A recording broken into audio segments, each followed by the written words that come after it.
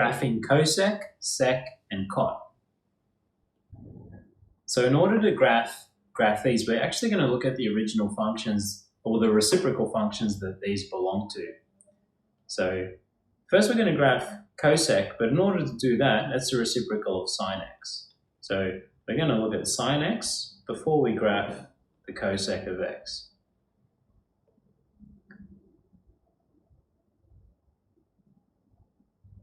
Okay.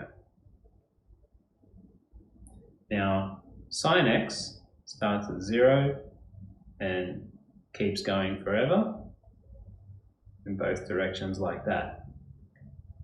And it's between 1 and -1.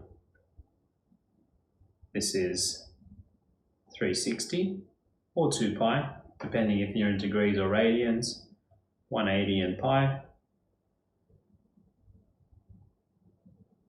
Minus 180 or minus pi, and minus 360 or minus 2 pi. Now, in order to graph cosec, we can actually think about the y values along these graphs. Here we have a y value of 0, and remember, cosec is the reciprocal of sine.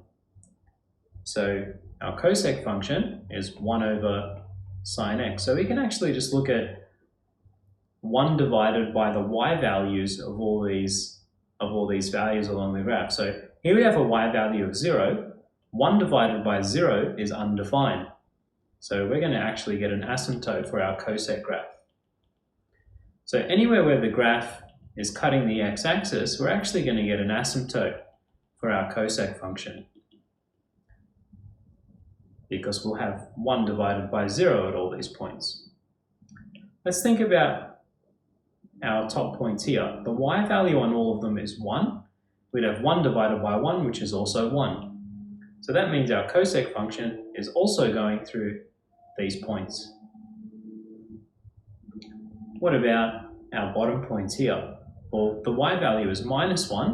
1 divided by -1 is -1. So the cosec function also goes through these points. But what about all the values in between? Here we have a really, really small value for y, and even smaller as we get closer to 0. 1 divided by a small value is a large value, so we're going to be up here. The value here is very, very close to 1.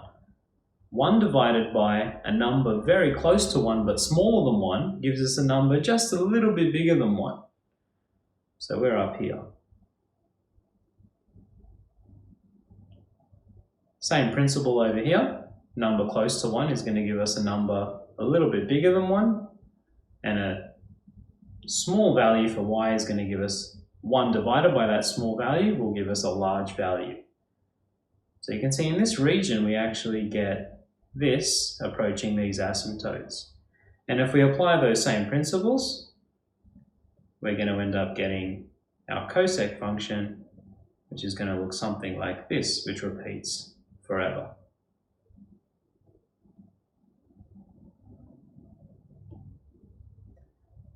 All right, let's look at sec x, and that's the reciprocal of cos x, because sec x is just 1 over cos x. So let's draw cos first. So cos starts up at 1 and goes forever in both directions, in between 1 and -1, where that's going to be 360 or 2 pi. That's going to be 180 or pi. So we're going to get -180 minus pi, and -360 or -2 pi.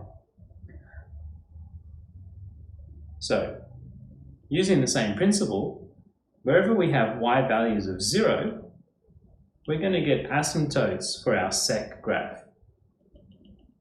So wherever we're cutting the x-axis, we're going to have asymptotes for our sec function.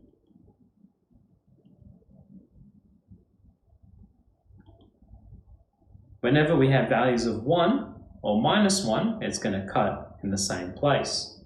Same principle as last time. And whenever we have really small values for y in all these points, we're going to have large values for y when we do 1 divided by a small value. And using the same principle, we're actually going to get something that looks very similar, which would make sense because cos graph and sine graph are similar, so you'd expect the cosec graph and sec graph to be quite similar as well. Alright, what about our cot graph? So we're going to look at y equals tan x in order to draw y equals cot x, because cot x is just 1 over tan x.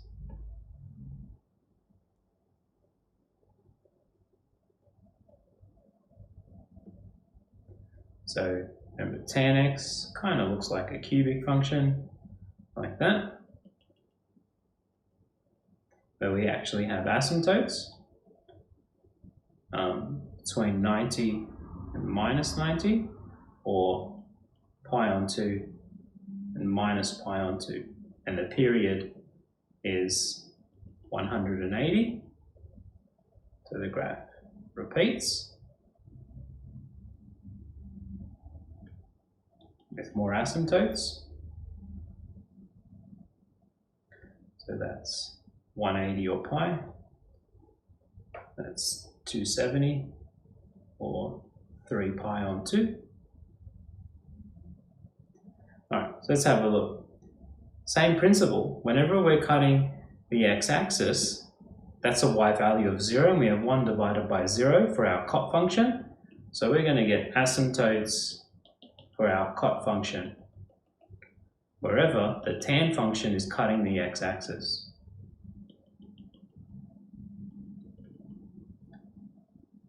Now,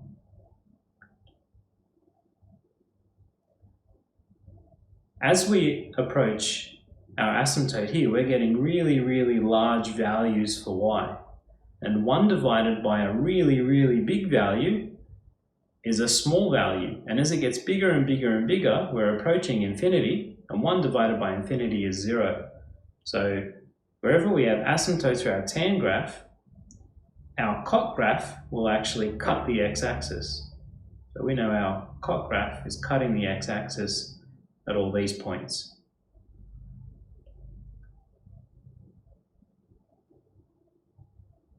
Here, we have really, really small values for y, and 1 divided by a small value is a large value.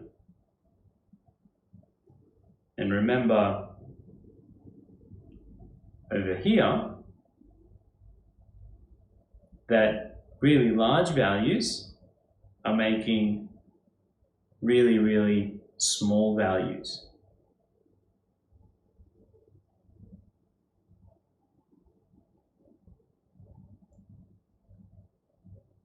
So we're expecting our graph to come down like this.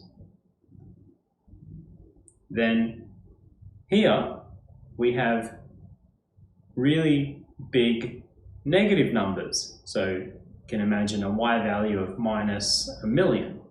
1 divided by -1,000,000 gives us minus a really, really small number. So we're expecting the graph to continue being small. And then here we have really small negative values for y, and 1 divided by a small negative value is going to give us a large negative value. So we're expecting the graph to go down like this, and this graph just repeats over and over again for cot.